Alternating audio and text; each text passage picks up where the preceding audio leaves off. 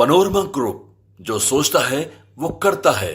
नमस्कार, एक बार फिर से आपका बहुत बहुत स्वागत करते हैं। भीतर की बात लेकर के आपके सामने हाजिर हैं। भीतर की बात में जैसा कि आप सभी जान रहे हैं कि पिछले 24 घंटे से लगातार इस देश की राजनीति में एक बार फिर से भूचाल आ गया है और ये भूचाल बहुत छोटी सी बात पर बड़ा बवंडर उठा है। इस बवंडर के पीछे कहीं ना कहीं नीतीश कुमार एक बार फिर से हैं और नीतीश कुमार तेजस्वी यादव की मुलाकात इसकी जड़ में है। नीतीश और तेजस्वी की मुलाकात को लेकर के हालांकि बहुत तरह से स्पष्टीकरण दिया जा चुका है। कहा जा चुका है कि इनकी मुलाकात एक सामान्य मुलाकात थी और नेता प्रतिपक्ष होने के नाते वो मुलाकात करने गए थे। कई ऐसे मुद्दे थे, कई ऐसे बिंदु थे जिस पर बात करनी थी, लेकिन इन सब के साथ साथ कुछ ऐसी बातें भी सामने आ रही हैं जो इस बात की तरफ इशारा कर रही हैं कि भीतर ही भीतर कोई किसी बड़े खेल की तैयारी शुरू हो चुकी है। तेजस्वी यादव लालू प्रसाद के इशारे पर एक्ट कर रहे हैं और लालू प्रसाद के इशारे पर ही, लालू प्रसाद का मैसेज लेकर ही वो पहुंचे थे नीतीश कुमार के पास। नीतीश कुमार के पास जब पहुंचे तो बहुत सारी ऐसी बातें सामने नज़र आ रही थी। सामने नज़र ये आ रही थी कि मीटिंग से सीधे निकल करके वो नीतीश कुमार से मिलने जाते हैं, आ करके फिर मीटिंग करते हैं। हमने वो भी खबर आपको दिखाई और आज सुबह से फिर मीटिंग शुरू है। इसके साथ साथ सबसे बड़ी बात यह है कि इन दोनों की मुलाकात के बाद खबरें तो ये भी आ रही थी कि भारतीय जनता पार्टी को इन सारी बातों का पता है। इस मुलाकात के बहुत सारे मायने नहीं निकाले जा सकते हैं, लेकिन जब Bharatiya Janata party alert mode में आ गई, अपने सारे विधायकों जायसवाल ने अलर्ट मोड पर डाल दिया और पटना से लेकर कश्मीर तक हलचल मच गई, तो निश्चित रूप से इस मुलाकात के मायने निकलेंगे ही और इस मुलाकात के मायने और ज़्यादा निकलेंगे क्योंकि नीतीश कुमार की कुछ ऐसी बातें हैं जो भारतीय जनता पार्टी और केंद्रीय नेतृत्व नहीं मान रहा है।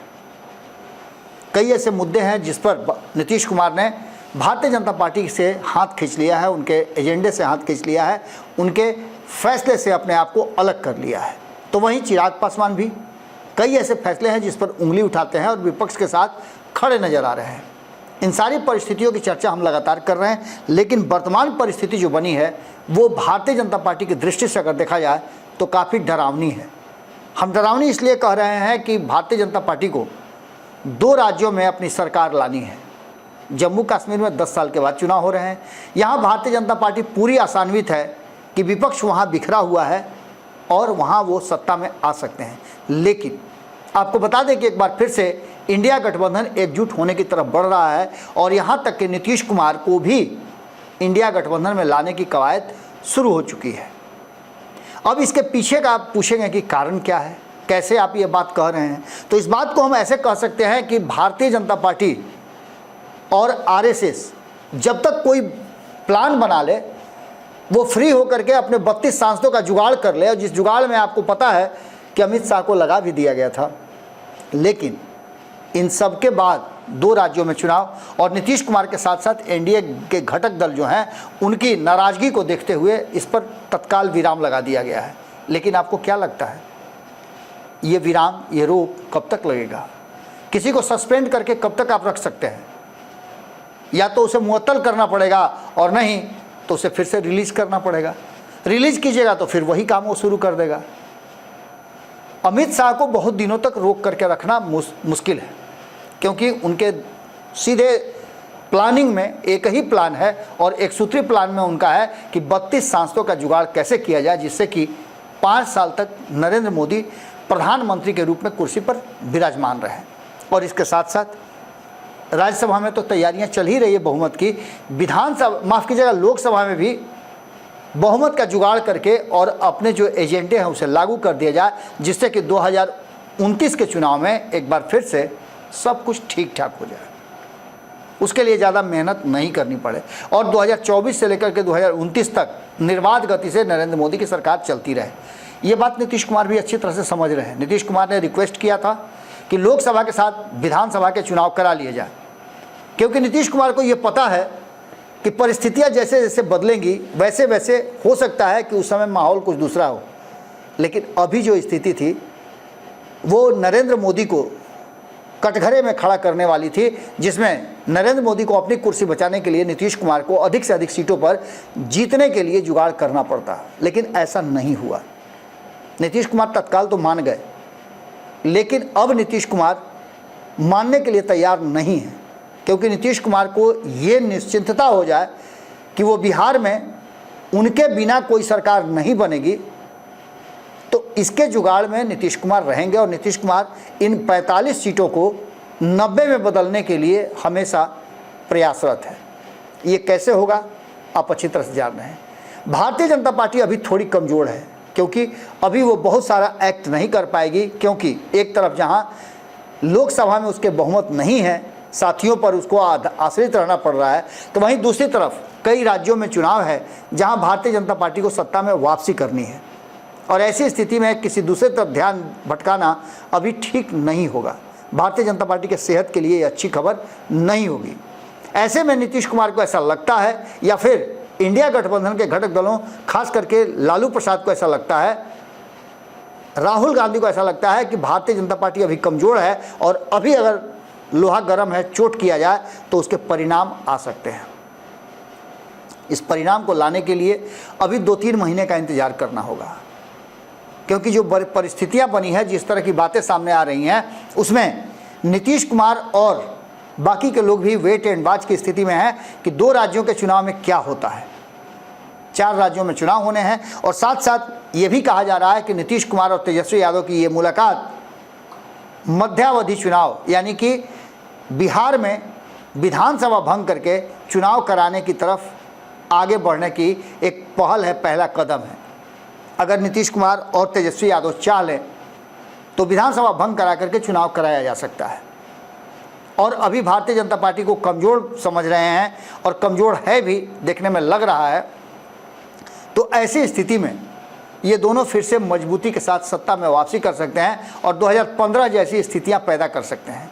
यही नहीं, एनडीए के घटक दलों को भी अपने साथ जोड़ा जा सकता है, जिसमें इंडिया गठबंधन के भी घटक दल साथ में चल सकते हैं, और ये सभी जब साथ हो जाएंगे तो भारतीय जनता पार्टी अकेली होगी, और अकेली भारतीय जनता पार्टी सत्ता में आने में सक्षम नहीं है, ऐसा मानना है भारतीय जनता पार्टी के विरोधियों का।